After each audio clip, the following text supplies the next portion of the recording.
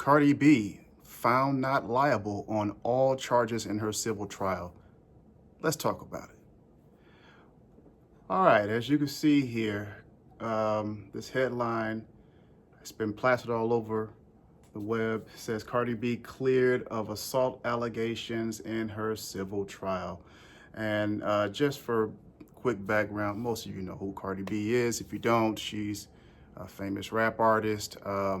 She's been involved in a lot of entertainment things. I want to say for at least about 10 years now. She's been a rap artist, probably an actress as well. I'm not for sure. You guys let me know about that if she's an actress. I think she appeared in a few reality shows, but also I think she appeared in a few movies and TV shows, but I'm not sure. But nonetheless, she's a very, very successful rap artist. Most of you have heard a lot of her songs have been put out. They've been chart-topping songs. Anyway, she was sued by a security guard at I think at some sort of dental office, I think it was. Nonetheless, though, this lady brought a lawsuit against Cardi B because some sort of altercation has ensued here in Los Angeles. So if you look here at the article, it says the jury in Los Angeles found the security guard did not prove the elements of assault, negligence, and emotional distress. It says Cardi B was sued by a former security guard who worked at a Beverly Hills building in 2018 when she was pregnant with her first child. The guard, Emani Ellis, alleged that Cardi B spat on her and scratched her nose with a fingernail during a verbal altercation. Of course, Cardi B, the rapper, denied all the allegations during the trial and testimony last week. She alleged that Ellis followed her to the floor of her obstetrician's office and seemed to be recording her. Okay, so it was an obstetrician office, not a dental office, an obstetrician office. And it looks like they got into a heated confrontation. Both women testified, and a big thing ensued. Now, let me just say here that, really quick, civil assault and civil battery, kind of similar to criminal assault, but not to be confused with one, because the burden of proof is different from a criminal trial, which is beyond a reasonable doubt, and in a civil trial, it is preponderance of the evidence, which is more likely than not that that the defendant is liable for whatever the plaintiff is alleging. So, and the plaintiff here, a security guard at the obstetrician's office, got into a heated confrontation. I'm not sure what it was about, but they both had verbal words. I think you guys saw most of the testimony that's been splattered all over your TV screens that, she said this and she said that. But it looks here, according to the lady, she said that Cardi B scratched her with a fingernail, and Cardi B said, "I did not touch her." So the lady sued her for assault, as you see. Now, to prove civil assault in California, you have to show that more likely than not, remember, this is a civil trial, not a criminal trial, but more likely than not, that there was an intentional attempt or threat to inflict injury on another person, apparent ability to cause harm, creation of a reasonable fear of bodily harm or offensive contact in the victim. That's what you have to prove in a civil trial for a civil case of assault. And she also sued Cardi B for battery. And what is battery in California under the civil guidelines of California law? It says to prove a battery has occurred in a civil trial, that the plaintiff must show that there was the intentional touching or application of force to the body of another, harmful, offensive manner and intent, and no consent from the victim. So Cardi B saying, hey, listen, I didn't even touch you. I mean, so there is no offensive, no intentional touching here, because I never touched you. She kept saying, I never touched you. We just had words. So that's probably what the jury looked at and said, no, you know what? Since there was no touching and there's no evidence of it, we're gonna go ahead and clear her up from that one. Now, if you look at the assault portion, any intentional attempt or threat to inflict injury to another, I guess the jury didn't see it. And so, but that's what she had to prove.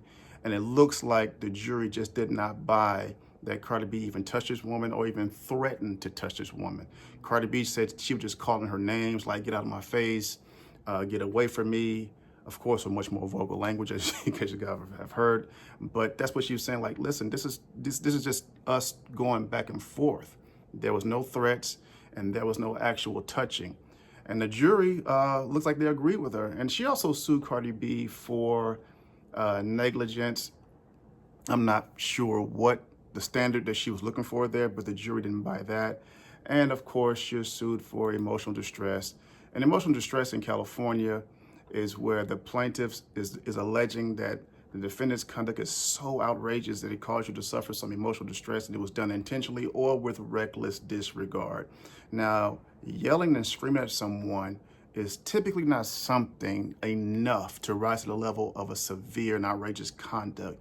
Now, if the facts were a little bit different, like if you were yelling at a child or yelling at someone with a disability, some juries may see that, some may not, but just two adults going at it, that is rare that I've ever seen where a jury says, okay, yeah, that rises to the level of intentional infliction of emotional distress. And here the jury said, no, we don't see that. The plaintiff told the court that the incident traumatized her and that she required a cosmetic procedure because of the scarring from the alleged assault. And she also lost her job over the incident. Dr. David Fink, who Cardi B was going to see that day, testified that it was he who reported the plaintiff to their practice administrator over the incident. He told the court that he was in his office when he heard yelling. When he came out, Fink said he saw his receptionist standing between Ellis and Cardi B before he intervened. He addressed the plaintiff as he tried to de-escalate the situation. He told the court by telling her to, quote, stop and do your job. He also testified he never saw Cardi B assault Ellis. His receptionist also told the court that she did not see a physical fight between the women. And Cardi B's attorney in the closing argument told the jury, hey, that's not enough. She hasn't reached the elements that I just stated. She hasn't reached the elements under the law to sustain a claim. And he said, Cardi B's lawyer in the closing argument said, arguing, yelling, and even using profanity is not something you can sue over. That's just part of normal life. I concur. And it looks like the jury deliberated for less than an hour, and they came back, found her not liable. Remember, this is a civil trial. It's liability that matters, not guilt or innocence. That's in criminal trial. In civil trial, they found that Cardi B, after looking at all the evidence and hearing all the testimony, not liable. She said, no, we don't see any of the elements being proved by a preponderance of the evidence, more likely than not, on any of the cause of action, whether it be assault, battery, negligence, or intentional infliction of emotional distress. So that's what happened.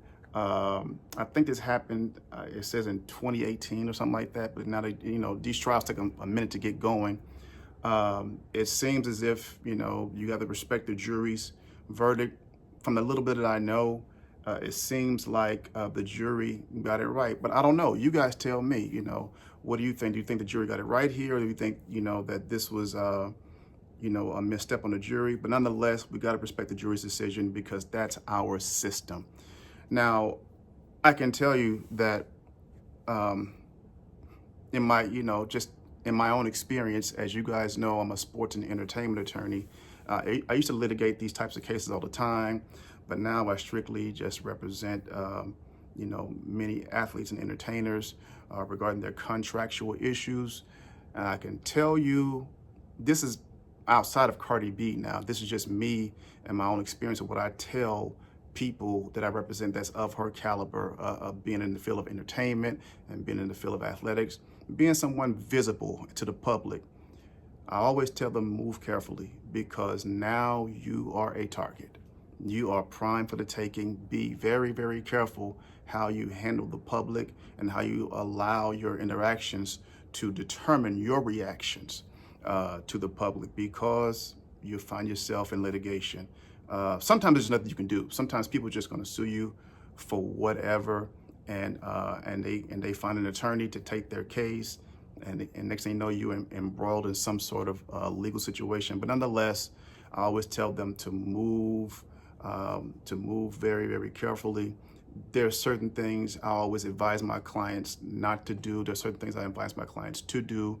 I advise my clients to always keep their composure in those situations. Again, this is not about Cardi B's situation. Now, this is just me talking because I don't know what happened, you know, if she kept the composure or not. I just know that when I advise my clients, you're in the public eye now, and you are someone of a certain status, as well as of a certain financial tax bracket. People are looking to come up. So now that we know Cardi B has been found not liable on any of these charges, and it says here that the plaintiff says here, despite the outcome, she was not disappointed and does not regret bringing the case. I don't think it reflects the truth, but I'm not disappointed. We know the justice system is sometimes flawed, and unfortunately, that was the case for me. More importantly, it's about accountability. I had my day in court. I showed up. I held my head high. Well, you know, that's typically how these lawsuits go. You know, somebody has to prevail. Somebody has to not prevail. So here, Cardi B took it and went to trial, which I'm sure the plaintiff's attorney was not expecting this. But, you know, hey, they took it to trial. She had a day in court. It's over. She's been found not liable. And yeah, you know, that's it. You guys tell me what you think, man. You know, tell me what you think about these types of cases. If not this case, but these types of cases, period, when people are bringing these allegations towards people of high stature and celebrity, people who are very resourceful. We got to, like I said, we got to respect the jury's verdict. You tell me, do you agree with the verdict? Should she have been found liable? Or do you think they got it wrong? I would love to hear your comments below. Like, share, comment, subscribe. It's your brother, Attorney Jeff.